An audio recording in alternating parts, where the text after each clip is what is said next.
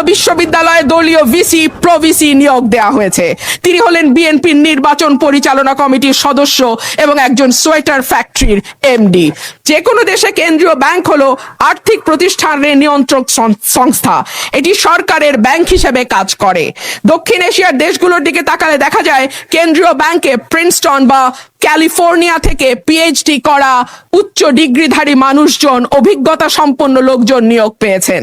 অন্যদিকে বাংলাদেশে নতুন সরকার গঠনের পর যিনি নিয়োগ পেয়েছেন তিনি হলেন বিএনপির নির্বাচন পরিচালনা কমিটির সদস্য এবং একজন সোয়েটার ফ্যাক্টরির এমডি। মাননীয় স্পিকার, একই ঘটনা আমরা বিশ্ববিদ্যালয়ের উপাচার্য নিয়োগের ক্ষেত্রেও দেখেছি। সবগুলো বিশ্ববিদ্যালয়ে দলীয় ভিসি প্রভিসি নিয়োগ দেওয়া হয়েছে। দল করা দূষণীয় কিছু নয়, কিন্তু দল না করলে যদি নিয়োগ না হয় সেটা দুর্ভাগ্যজনক। অলিগার্কিক কাঠামো ভেঙে জনগণের অংশগ্রহণ নিশ্চিত করা, বিনিয়োগ নির্ভর অর্থনীতি তৈরি করা।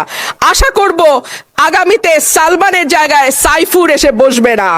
আশা করব বিনিয়োগ বান্ধব পরিবেশ তখনই হবে যখন আমরা আমলাতান্ত্রিক জটিলতা কমিয়ে বিদ্যুৎ গ্যাসের নিরবচ্ছিন্ন সরবরাহ নিশ্চিত করতে পারবো, ঘুষ দুর্নীতি কমিয়ে একটা ওয়ান স্টপ সার্ভিসের ব্যবস্থা করতে পারবো।